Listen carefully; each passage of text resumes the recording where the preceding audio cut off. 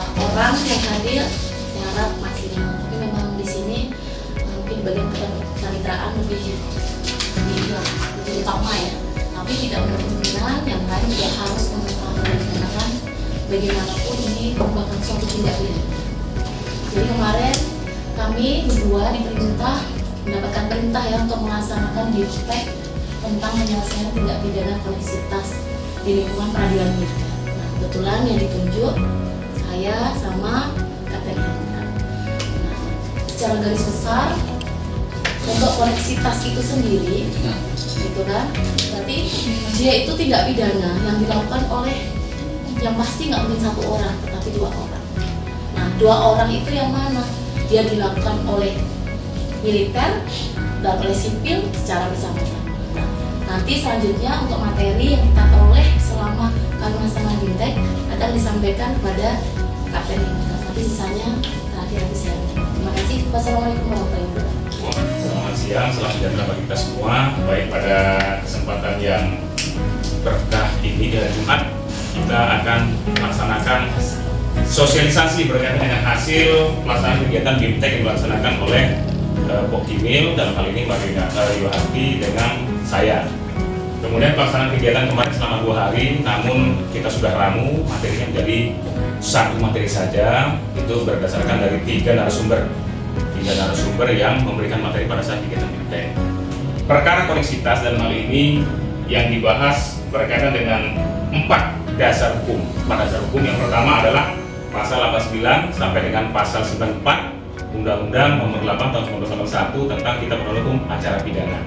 Kemudian pasal berikutnya dalam Undang-Undang 3197 pasal 198 sampai dengan pasal 203 tentang peradilan militer. Kemudian berikutnya pasal 16 Undang-Undang Nomor 48 Tahun 2009 tentang kekuasaan kehakiman, dan yang terakhir adalah keputusan bersama Menteri Pertahanan RI, kemudian Jaksa Agung RI, kemudian Panglima TNI tahun 2021 berkaitan tentang pembentukan tim tetap penyidikan dalam rangka tindak pidana koneksitas. Lanjut. Pengertian koneksitas, tentu kita harus mengetahui dulu apa itu koneksitas. Tadi sudah dibuka oleh Mbak Yohati berkaitan dengan apa itu tindak pidana koneksitas. Tindak pidana koneksitas dalam hal ini adalah suatu tindak pidana yang dilakukan bersama-sama ya antara satu lingkungan peradilan umum yang satunya lagi berada di lingkungan peradilan militer.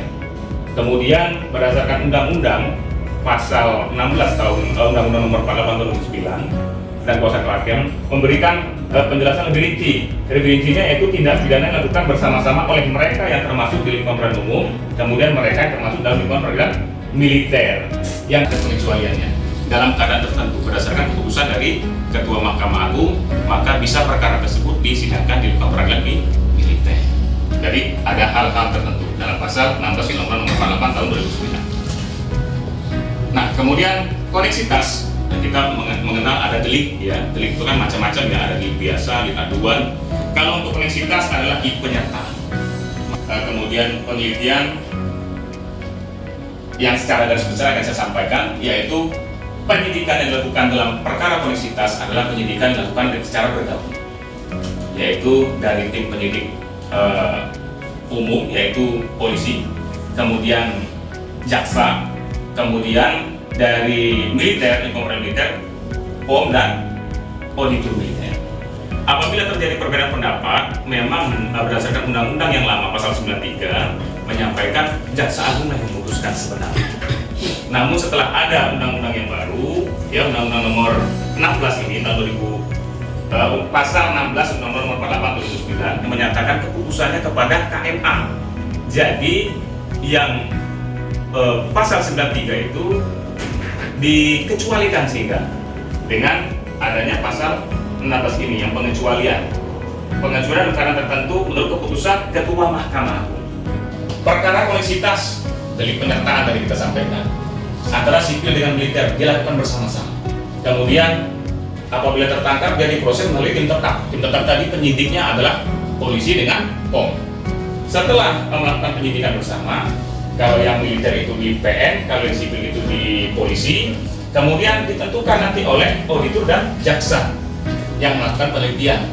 Perkara ini masuk ranahnya siapa? Ranahnya peradilan umum atau ranah peradilan militer. Apabila masuk ranah peradilan umum, maka diselesaikan melalui sidang di peradilan umum atau di PN.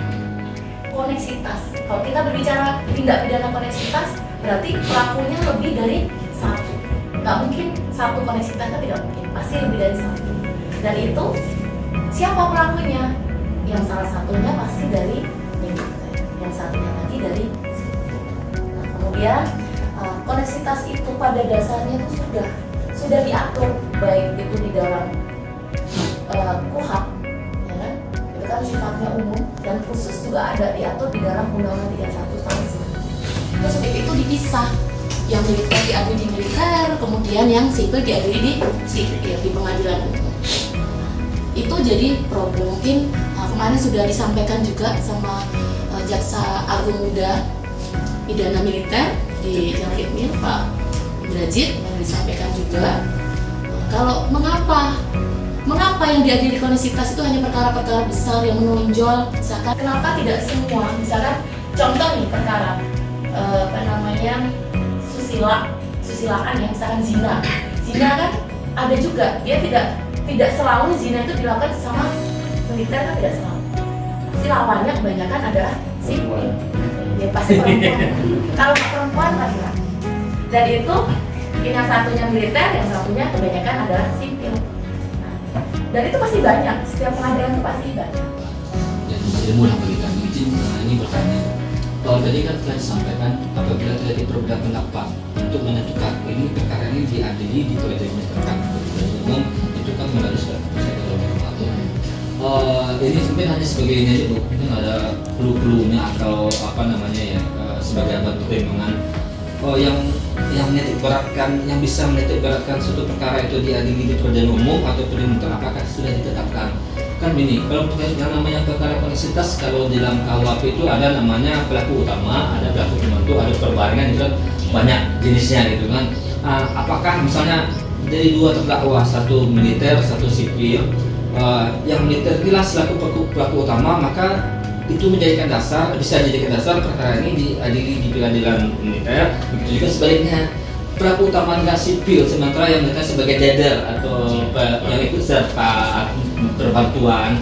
Nah, bisakah itu dijadikan dasar? Loh, ini kan pelaku utamanya sipil, perkara ini sedangkan di peradilan umum. Apakah ada seperti informasi? Jadi terima kasih ya, sudah responnya sudah bagus. Berarti kalau sudah bertanya itu berarti sudah mengerti.